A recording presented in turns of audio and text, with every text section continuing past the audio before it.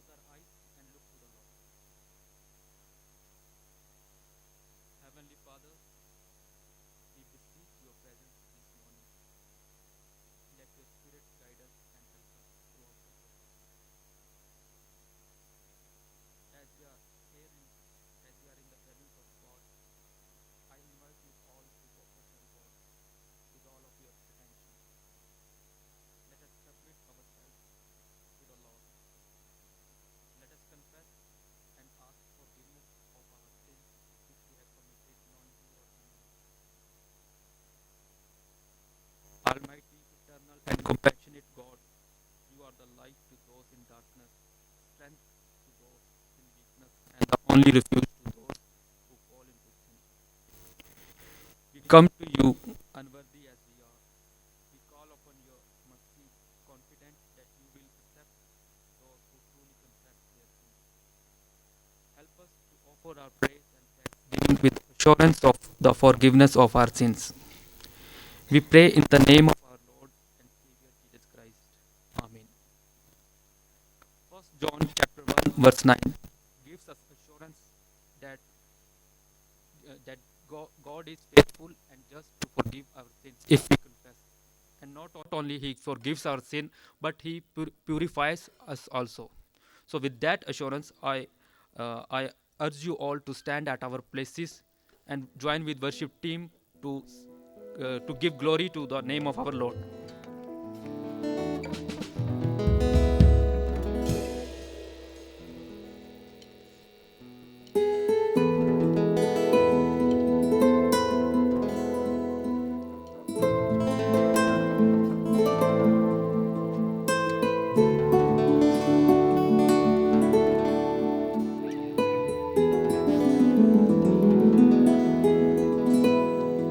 युग शांति का आरंभ, युग प्रेम का प्रारंभ, प्रभु क्षमा में है सागर, यीशु दया सागर।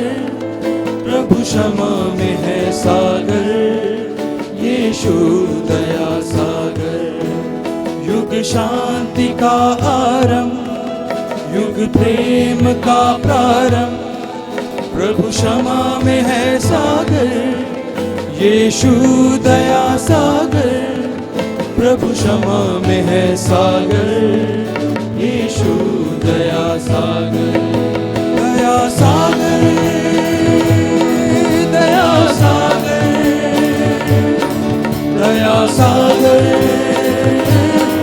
दया सागर, दया सागर, दया सागर, दया सागर, दया सागर।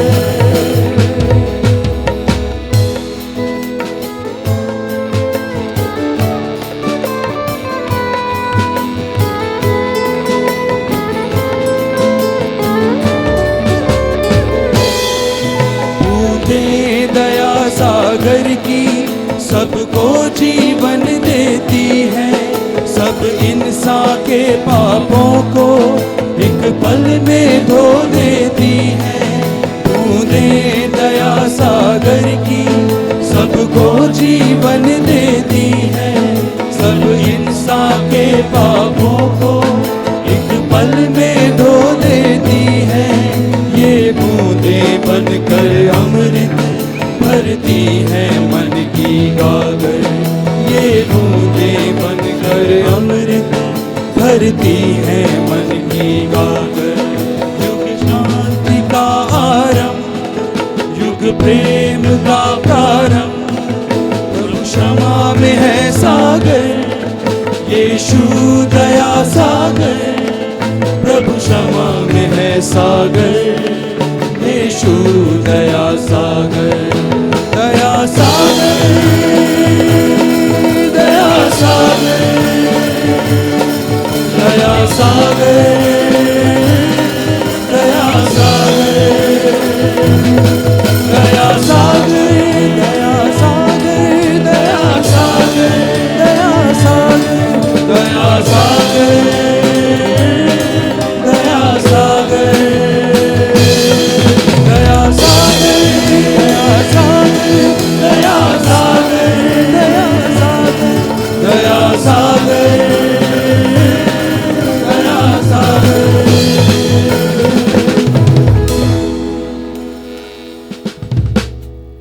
worship team, you may all take your seats.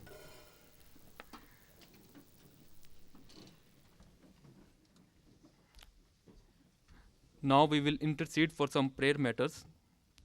Let us pray for the pastors and missionary serving Lord all around the globe. Let us pray for the peace to be established in our nation. Let us pray for the widows, orphans, poor and marginalized.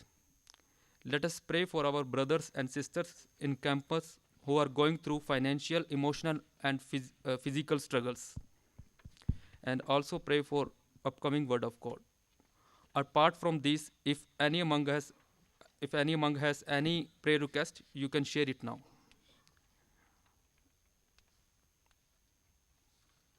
If not, let us pray along with Brother Rajiv. आइए प्रार्थना करें।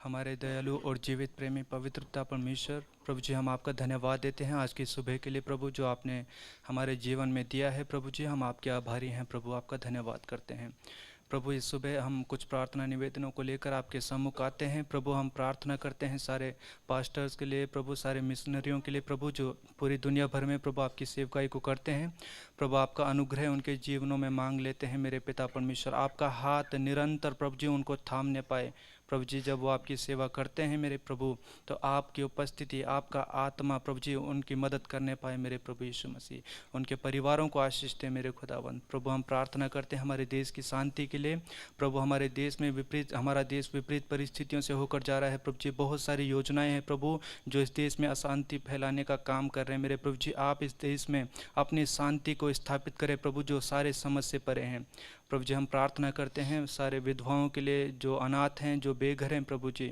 हम उनको प्रभु जी आपके हाथों में समर्पित करते हैं और प्रार्थना करते हैं मेरे यीशु कि आपका अनुग्रह उनके ऊपर होने पाए प्रभु जी। होने दे प्रभु, आप उनका ठिकाना बन जाए, आप उनका सहारा होने पाए प्रभु जी।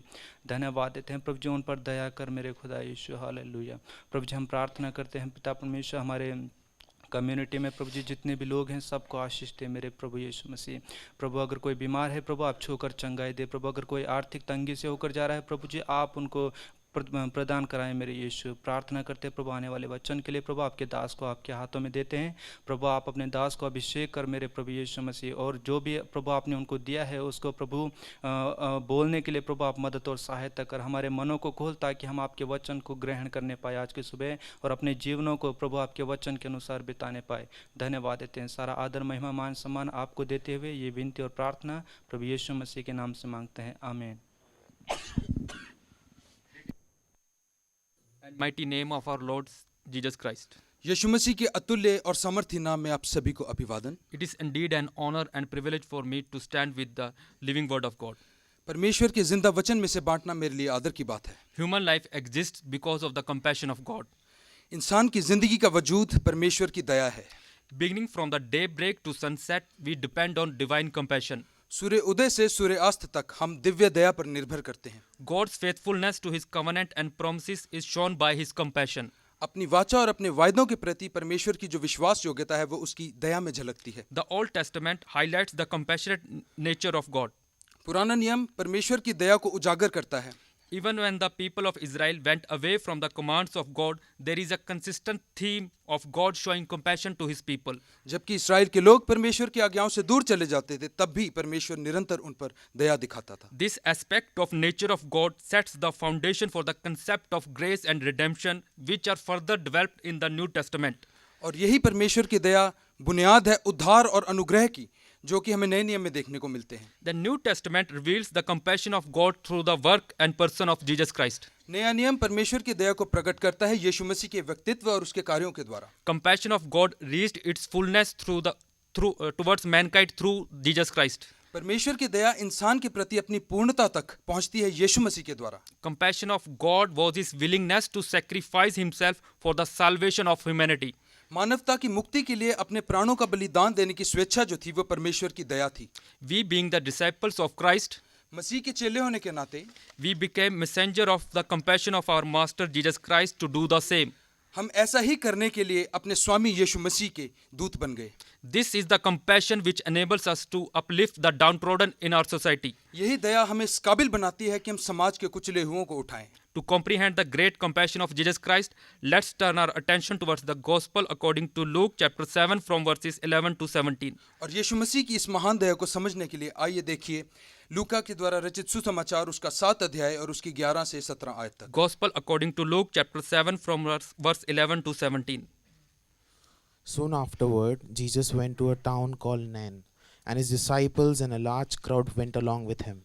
As he approached the town gate, a dead person was being carried out, the only son of his mother, and she was a widow, and a large crowd from the town was with her. When the Lord saw her, his heart went out to her and he said, "Don't cry." Then he went up and touched the bier they were carrying him on, and the bearer stood still. He said, "Young man, I say to you, get up." The dead man sat up and began to talk, and Jesus gave him back to his mother. They were all filled with awe and praised God. "A great prophet has appeared among us," they said. "God has come to help his people." This news about Jesus spread throughout Judea and the surrounding country. It is traditionally believed that physician Luke is the composer of this gospel. पारंपरिक तौर पर यह माना जाता है कि लूका जो कि वैद्य था उसने इस सुसमाचार की रचना की। Luke did careful research on the accounts of Jesus Christ to present this gospel. लूका ने बहुत खोजबीन करके ये सुसमाचार हम तक पहुंचाया। The thrust of Luke's gospel is compassion, which we can see in the Nazareth Manifesto, Luke chapter 4, verse 18 and 19. लूका के सुसमाचार का मुख्य मुद्दा दया है, जिसे हम लूका 4 उसकी 18 और 19 आयत में देखते हैं। The read passage is unique to Gospel of Luke. जो पढ़ा गया गद्यांश है ये केवल लूका के सुसमाचार में ही पाया जाता है। In chapter 7 from verse 1 to 10, Luke presents power and supremacy of Jesus Christ over sickness. अध्याय 7 के 1 से 10 आयत में लूका दिखाता है कि यीशु मसीह के पास अधिकार है बीमारियों के ऊपर। And verses 11 to 17 presents that he has power and authority over death. That is our text for today's meditation. और 11 से 17 आयत में लूका दिखाता है कि यीशु मसीह के पास अधिकार है मृत्यु के ऊपर भी, और यही हिस्सा हमारा आज का मनन भी है। Verses 18 to 35 present Jesus as the expected Messiah. 18 से 35 आयत में लूका दर्शाता है कि यीशु मसीह है जिसकी आशा लोगों को थी। And when we read verses 36 to 49, we see that Jesus has authority to forgive the sins. और आयत 36 से 49 में हम देखते हैं कि मसीह को इस रूप में दर्शाया गया है कि उसके पास पाप क्षमा करने का भी अधिकार है। It is clear from Luke chapter 7 verse 22 that this passage serves as a Christological explanation of who Jesus is.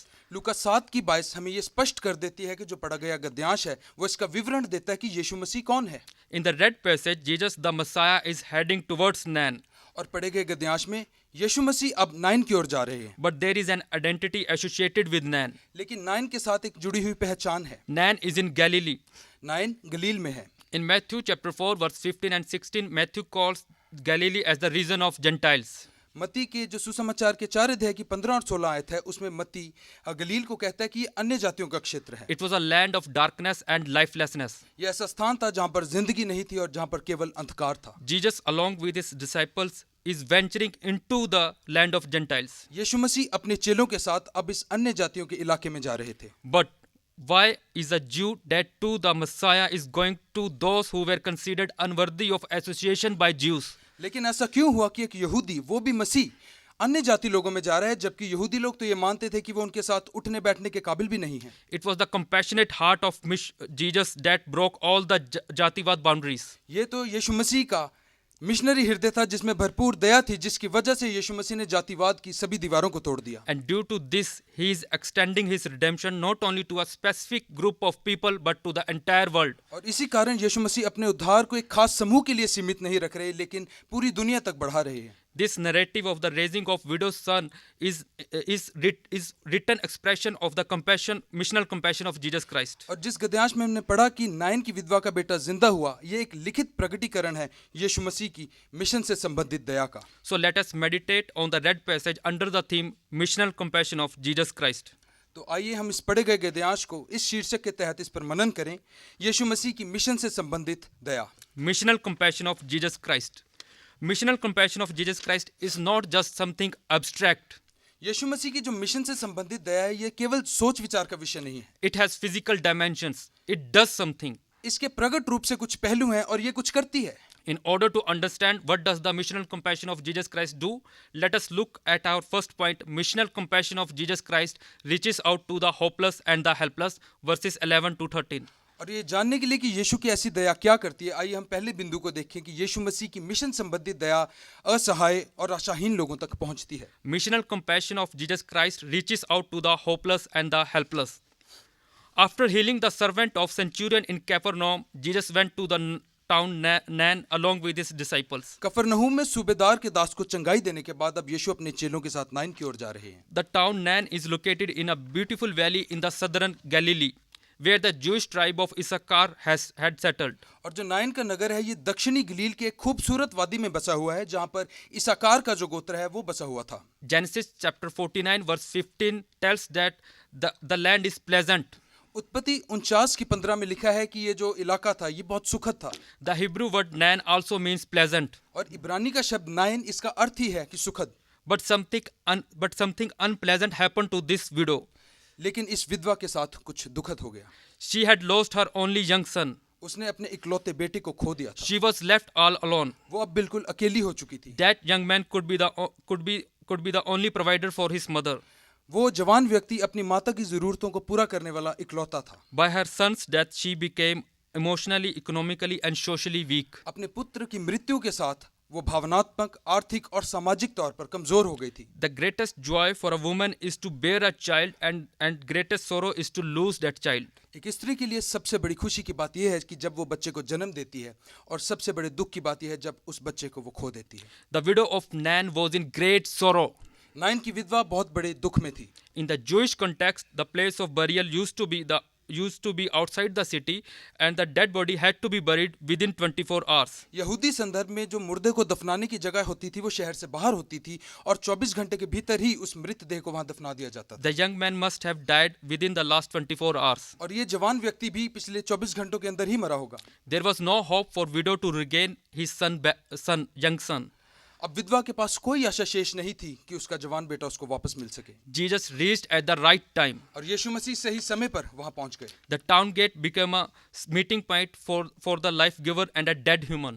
नगर का द्वार एक मृत व्यक्ति और एक जीवनदाता की मुलाकात का स्थान बन गया। This is the speciality of compassion of Jesus, which comes to our aid at the right time. और यही खासियत है यीशु मसीह की दया की कि वो सही समय पर हम पर पहुंच जाती है। Though it feels for some as too late as it would have been for the case for the people in funeral procession. हो सकता है कि कुछ को लगे कि ये देर से आई है, जैसे कि वो जनाजे में जा रहे लोगों ने सोचा होगा। Jesus noticed the widow in the midst of the crowd.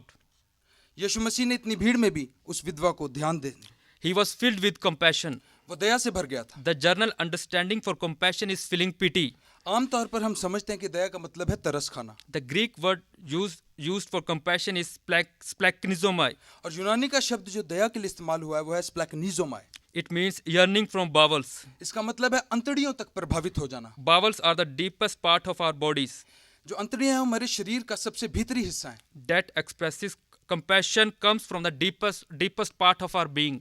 इसका अर्थ ये है कि जो दया है वो हमारे बहुत भीतर से निकलती है। Jesus had compassion on the widow from the inward affection. जो यीशु मसीह ने उस विधवा पर दया दिखाई वो उसका अंदरूनी लगाव था। Jesus took the initiative to tell her, "Don't cry." यीशु मसीह ने आगे बढ़कर उससे कहा, रो मत। Jesus said in imperative with authority to create a sense of hope. यीशु मसीह ने एक आज्ञा के रूप में कहा ताकि उसके अंदर एक आशा को जगा सके। Intention of Jesus was to extend his missional compassion at the right time towards her in the helpless and hopeless situation. यीशु मसीह की मंशा ये थी कि वो उस विधवा की दुखित स्थिति में उस तक इस दया को ले जाएं। Dear people of God, प्रिय परमेश्वर के लोगों, in today's world, most of us run away from hopeless and helpless people. आज की दुनिया में हम में से अधिकतर लोग आशाहीन और असहाय लोगों के पास से भाग जाते हैं। But Jesus Christ with compassion moves towards the hopeless and helpless widow. लेकिन यीशु मसीह अपनी दया के साथ ऐसे ही लोगों के पास जाता है। The vital message that we should learn from here is to reach out to the hopeless and the helpless people around us at the right time. और हमारे लिए यहाँ पर सबक ये है कि हमें आशाहीन और असहाय लोगों तक सही समय पर दया के साथ पहुँचना है। Are we moved to our bowels just like Jesus did? क्या हम अपनी अंतड़ियों तक हिलते हैं जैसा कि यीशु के साथ हुआ? Or do we just ignore the plight of others rather than reaching out to them? या फिर हम केवल लोगों के दुख को देखकर उसे अनदेखा कर देते हैं? Let us adopt a proactive and responsive approach to the needs of others. आए हम प्रत्युत्तर दें आगे बढ़ के लोगों की ज़रूरतों का। Missional compassion of Jesus Christ not only reaches out to the hopeless and the helpless, but it also imparts life. यीशु मसीह की जो मिशन संबंधित दया है वो ना केवल आशाहीन और असहाय लोगों तक पहुंचती है बल्कि वहां पर उन्हें जिंदगी भी देती है। So let us look at our second point. Missional compassion of Jesus Christ imparts life, verses 14 and 15. तो आइए हम अपने दूसरे बिंदु की ओर चलें कि यीशु मसीह की जो मिशन संबंधित दया है वो जिंदगी प्रदान करती है। Missional compassion of Jesus Christ imparts life. Jesus went towards the bier on which the dead man was being carried. यीशु मसीह उस अर्थी के पास गया जिस पर उस मृत व्यक्ति को ले जाया जा रहा था। Verse 14 says that he went up and touched the bier. और आयत 14 बताती है कि वो आगे गया और उसने उस अर्थी को छुआ। This action of Jesus displays his willingness to identify with the situation. और ये दर्शाता है कि यीशु इच्छुक थे कि अपने को उस परिस्थिति के साथ जोड़ें। No one had asked Jesus for help, but Jesus was drawn towards them out of compassion. यीशु मसीह को किसी ने नहीं कहा था कि मदद कीजिए, लेकिन वो उसकी दया थी जिसकी वजह से वो उस स्थिति के पास चले गए। In his restoring act, Jesus spoke with power and authority to the dead man to get up and rise. अपने पुनर्स्थापना के कार्य में यीशु मसीह ने अधिकार के साथ उस व्यक्ति को कहा, हे नौजवान उठ। Command of Jesus displays his authority over life and death. यीशु मसीह की आज्ञा ये दर्शाती है कि यीशु मसीह के पास अधिकार और नियंत्रण है जिंदगी और मौत दोनों पर। In verse 15, Luke mentions 3 actions to confirm that the young man has come back to life. आयत 15 में लूका 3 प्रतिक्रियाओं को दिखाता है जिससे पता चलता है कि ये जवान व्यक्ति अब फिर से जिंदा हो गया है। The first action was when the young man sat up. और पहली प्रतिक्रिया थी जब वो नौजवान व्यक्ति उठकर बैठ गया। The Greek word used by Luke for sat up is anekathisen. और उठ बैठने के लिए जो यूनानी का शब्द इस्तेमाल हुआ है वो है अनिकाथिसन। This word is only used by Luke at 2 places in New Testament. ये शब्द केवल लूका द्वारा इस्तेमाल किया गया है नए नियम में 2 जगह पर। The other place where Luke used this word is in Acts chapter 9 verse 40 to mention the restoration of the life of Tabitha. और जो दूसरा स्थान है वो है प्रेरितों के काम उसका 9 अध्याय और उसकी 40 आयत जहां पर तबीता को जीवन दान मिलता है। Anekathisen is a medical term. अनेकातिसान एक चिकित्सा से संबंधित जो शब्द है। It was frequently used to check movement in a person who was not able to move because of sickness. ये अक्सर इस्तेमाल होती थी जब कोई बीमार व्यक्ति हिल-डुल नहीं सकता तो उसमें हिलने जुलने की हरकत को देखने के लिए। Luke, being a physician, used the medical term to affirm that the dead person who was once dead is now physically and visibly alive. लूका ने इस शब्द का इस्तेमाल चिकित्सक होने के नाते इसलिए किया क्योंकि वो पुष्टि करना चाहता था कि मृत व्यक्ति अब प्रकट रूप से हमारे समक्ष जीवित हो गया है। It was because of power of Jesus that he manifested because of compassion that the young man sat up and showed movement. ये यीशु मसीह की शक्ति थी जो उसने अपनी दया की वजह से उन पर प्रकट की जिसकी वजह से अब ये जवान व्यक्ति उठकर बैठ गया था। This action also symbolizes spiritual awakening. इससे हमें आत्मिक जागृति देखने को भी मिलती है। We were once spiritually dead. हम लोग भी एक बार आत्मिक तौर पर मरे हुए थे। It is Jesus Christ who imparted his abundant life to us and we are risen from the spiritually dead state. वो यीशु मसीह है जिसने हम पर अपना अनंत जीवन उंडेला और हम अपनी आत्मिक मौत से जाग उठे। Second action shown by the dead person was that he began to talk. और दूसरी प्रतिक्रिया जो इस मृत व्यक्ति ने की वो था कि वो बोलने लगा। The young man started to speak, emphasizes the completeness of restoration. उस जवान व्यक्ति का बोलना यह दर्शाता है कि पुनरुत्थान का कार्य अब पूर्ण हो चुका है। The physical impartation of life was clearly seen. शारीरिक जिंदगी उसमें अब देखी जा चुकी थी। Sitting up was the physical movement and talking was verbal proof that the young man has displayed.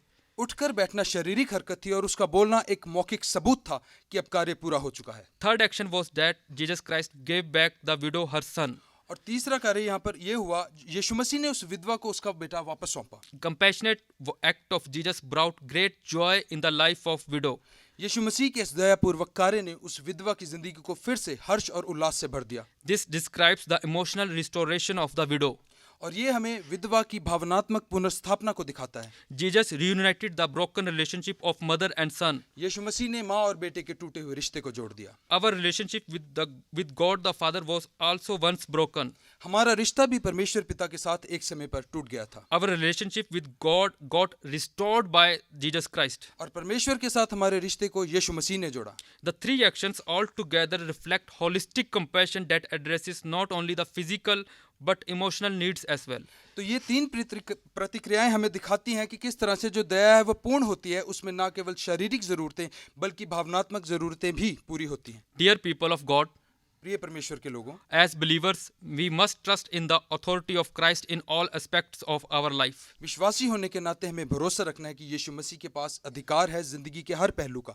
This involves acknowledging that Jesus has the power to impart life in deadly situations, whether physical, emotional, or spiritual.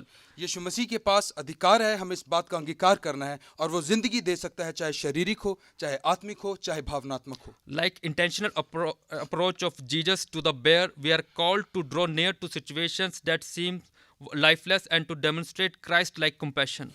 और जिस तरह यीशु खुद उस अर्थी के पास गए, हमारे लिए भी एक बुलाहट है कि हम भी जाएं और बेजान परिस्थितियों में दया दिखाएं। This is very important for the ministers of God because this is what the pastoral care is. ये परमेश्वर के सेवक होने के नाते बहुत जरूरी है, क्योंकि यही पासबानी देखभाल है। As followers of Jesus Christ, we must actively participate in the mission with compassion by uplifting others in their life. यीशु मसीह के अनुयायी होने के नाते हमारा फर्ज बनता है कि हम सहभागी हों इस मिशन में और दूसरों को ऊपर उठाएं।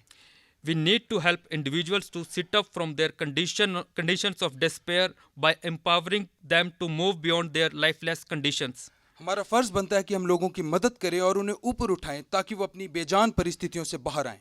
We as a mission-oriented community should actively participate in the restoration of the broken relationships. Mission के साथ संबंध रखने वाले समुदाय होने के नाते हमारा फर्ज बनता है कि हम दुनिया में टूटे हुए रिश्तों को जोड़ें। When we have tasted the abundant life in Jesus Christ, let us help others to taste it and be blessed. जब हम खुद यीशु मसीह में बहुतायत के जीवन को चख चुके हैं, तो आइए हम औरों की मदद करें ताकि वे भी इस जीवन को चखें और आशीषित हो जाएं। The climax of the missional compassion of Jesus Christ is that after reaching out to the lifeless and imparting life in the midst of life-negating realities, it arouses praise and witness.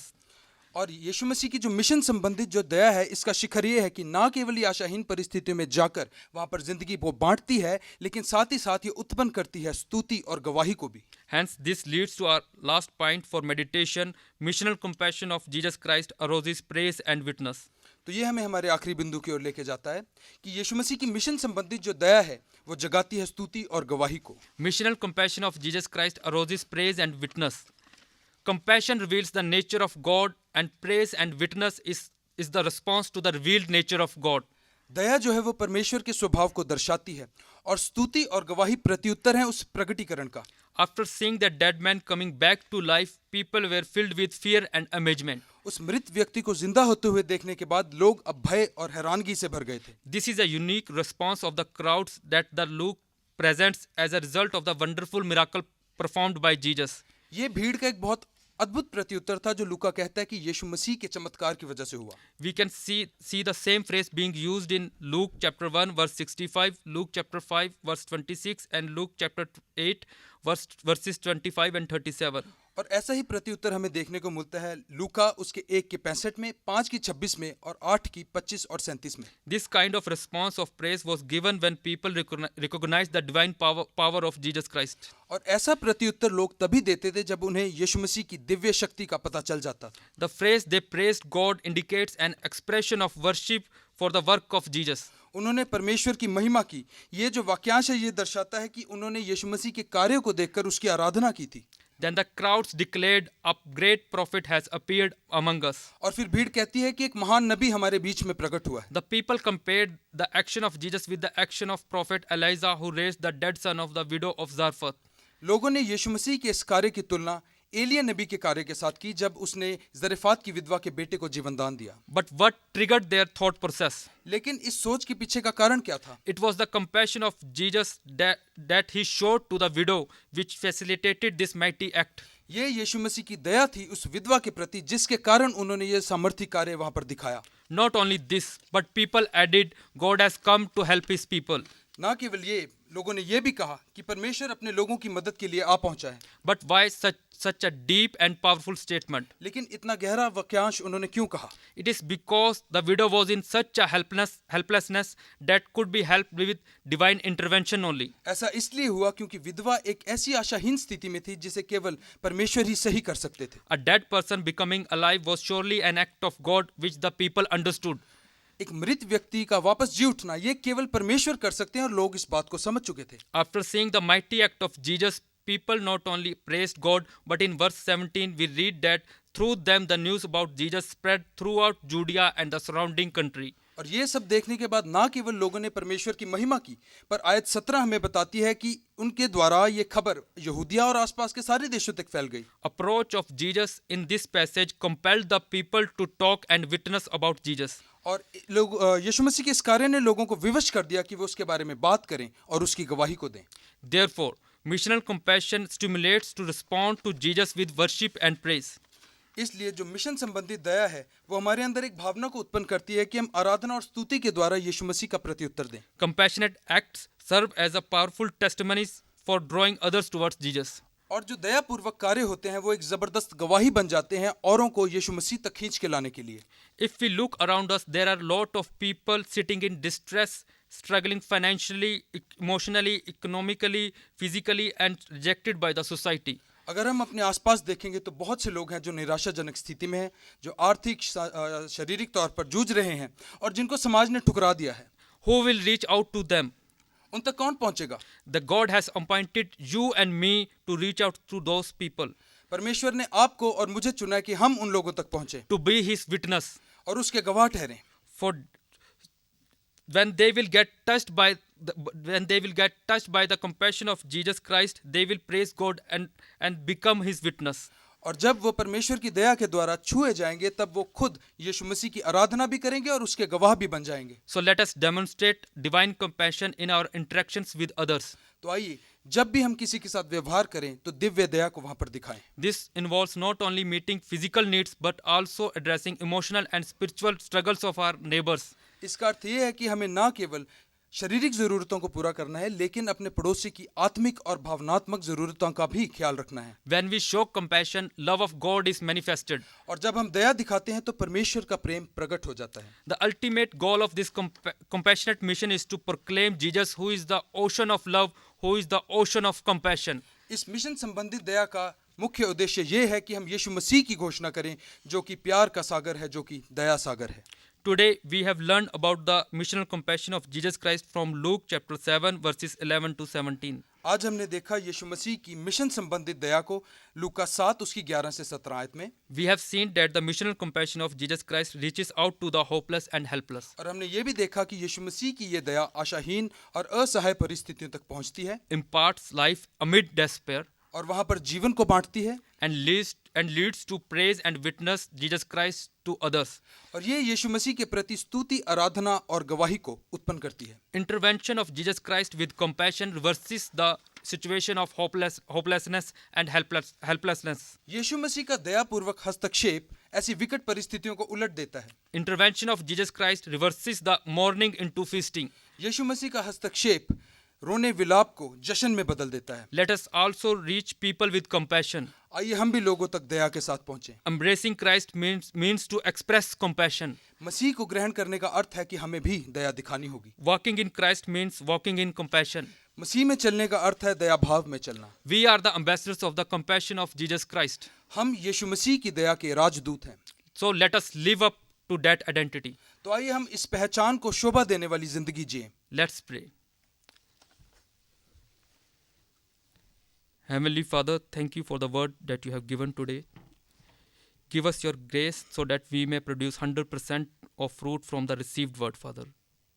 Father, help us to reach out to the helpless and hopeless. Father, help us to show compassion just like you.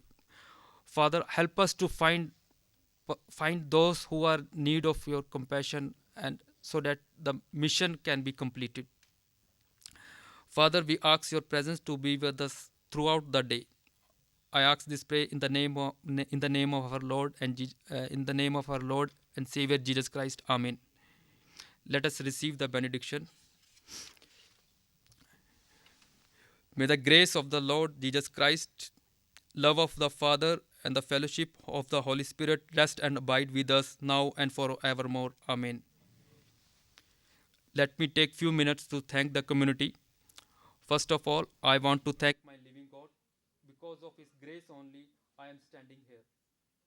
I want to thank my parents and younger sister for their support and prayers. I want to express my gratitude to Uncle George and Auntie Leela and to both the principals. Special thanks to Dr. Simon Samuel, sir. Thank you, sir, for your valuable inputs during the preparation of my sermon. And a sincere thanks to all the teaching and non-teaching staff.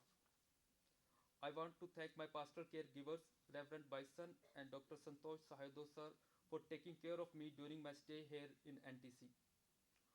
How can I forget my classmates? Thank you, friends, for your love and support. Thank you all. Go in peace and serve the Lord.